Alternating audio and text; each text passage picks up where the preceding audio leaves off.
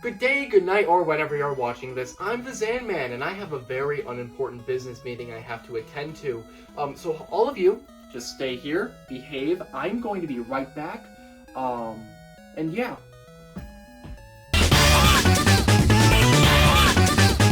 Well, that was so boring. I'm going to spare you the excruciating detail, but because on the plus side, I want a trip to Russia, and I think that's awesome. I mean, like, they have great architecture, the mountains, and all the other cool stuff, too. So you know what? Pack your bags, because you know what we're going to? We are going to Russia!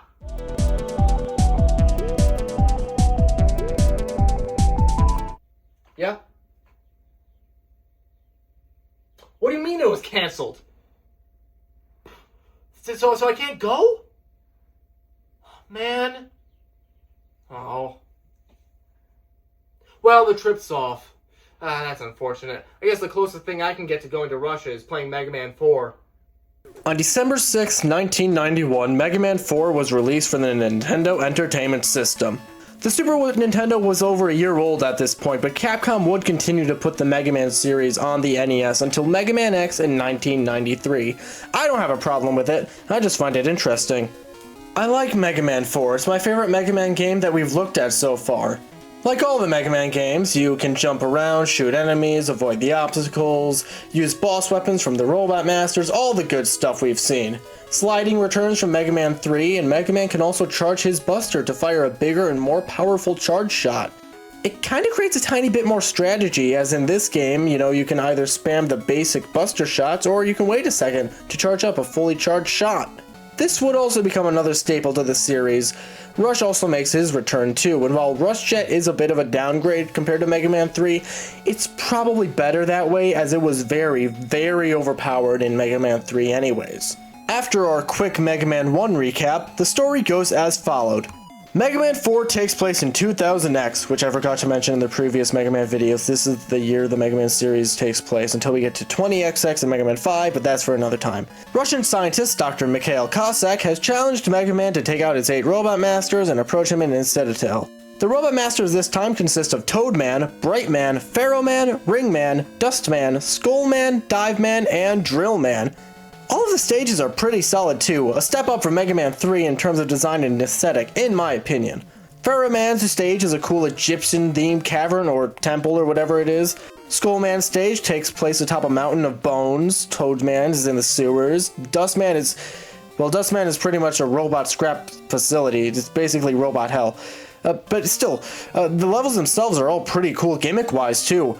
Ringman's stage has these platforms that disappear left or right while standing on them. Pharaohman's stage has platforms moving on top of instant kill spikes. Diveman's stage has rising and lowering water levels. That's pretty cool. And Dustman's stage is only the gimmick I dislike in the game, and even then it's not like I dislike it, it's just not that fun. In Dustman's stage, you have to shoot these little blocks of junk here, like me. The problem is the giant crusher on the upper half of the screen. You need to break the blocks to avoid being crushed as you go through this segment. It just takes a little while to get through. It did also occur to me during this playthrough that yes, as I mentioned, Dustman is pretty much a robot Grim Reaper. Ugh.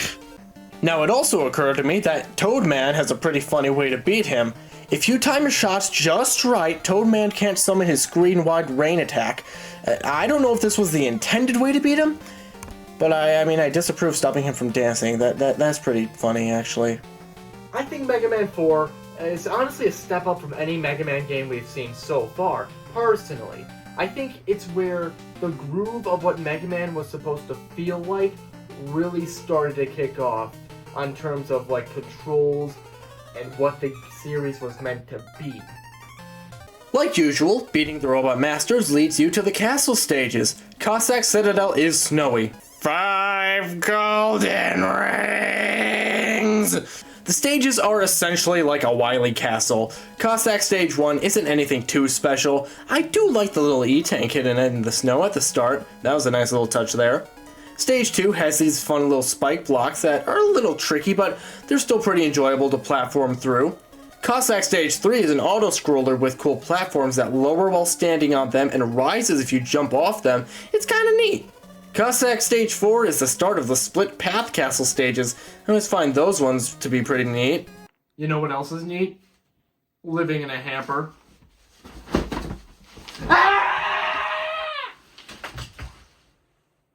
So as it turns out, Dr. Cossack isn't the bad guy, but it was Wily all along, are you kidding me?